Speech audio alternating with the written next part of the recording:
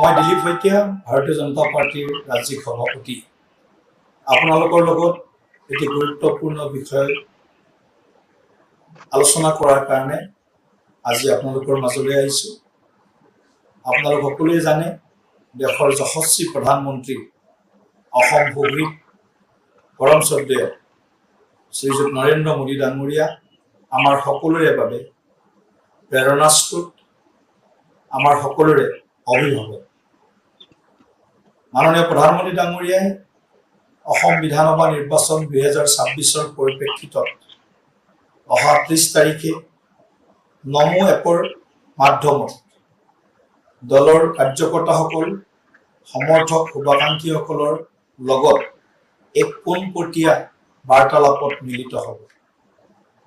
মই প্ৰতিগৰাকী কাৰ্যকৰ্তাক এই বিশেষ কাৰ্যক্ৰম, য'ত প্ৰধানমন্ত্ৰী ডাঙৰীয়াই পোনপটীয়াকৈ আমাৰ বুথ স্তৰৰ পৰা আৰম্ভ কৰি দলৰ সৰ্বস্তৰৰ কাৰ্যকৰ্তাৰ লগত বাৰ্তালাপত মিলিত হ'ব আৰু এই কাৰ্যসূচী নমো এপৰ মাধ্যমত আমি আয়োজন কৰিবলৈ গৈ আছোঁ। এই চেগতে মই আপোনালোক সকলোকে আকৌ এবাৰ স্মৰণ কৰাই দিছোঁ, মোৰ বুথ সকলোতকৈ মজবুত। এই সংকল্পেৰে আমি আমাৰ দলটোক তৃণমূল পৰ্যায়ত শক্তিশালী কৰিছোঁ আৰু ভাৰতীয় জনতা পাৰ্টিক মা ভাৰতী আই অসমীৰ সেৱাৰ কাৰণে আমি এক পণ লৈ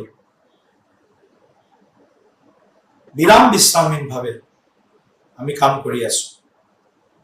প্ৰধানমন্ত্ৰী ডাঙৰীয়াৰ লগত যেতিয়াই যিকোনো সংবাদ হয়, তেতিয়াই আমি তেখেতৰ পৰা প্ৰেৰণা পাওঁ, তেওঁৰ পৰা আমি সদায় উৎসাহ পাবলৈ সক্ষম হওঁ আৰু এইগৰাকী প্ৰধানমন্ত্ৰী ডাঙৰীয়াই অহা 30 মাৰ্চ তাৰিখে দিনৰ 1 বজাত নমো এপৰ মাধ্যমত কাৰ্যকৰ্তাসকলৰ সম্বোধন কৰিব।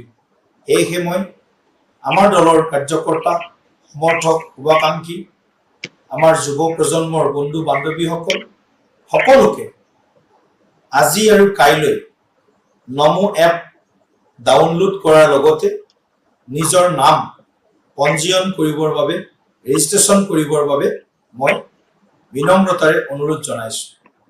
আৰু প্ৰধানমন্ত্ৰী ডাঙৰীয়াৰ এই কাৰ্যক্ৰম আমি অসমৰ 31,456টা বুথত আমি একেলগে তেখেতৰ সম্বোধন শুনিবলৈ পাম। আমি সকলো জড়িত হ'ম আৰু মোৰ বুথ সকলোতকৈ মজবুত এই আপ্তবাক্য, এই মন্ত্ৰক আৰু অধিক আমি শক্তিশালী কৰিম।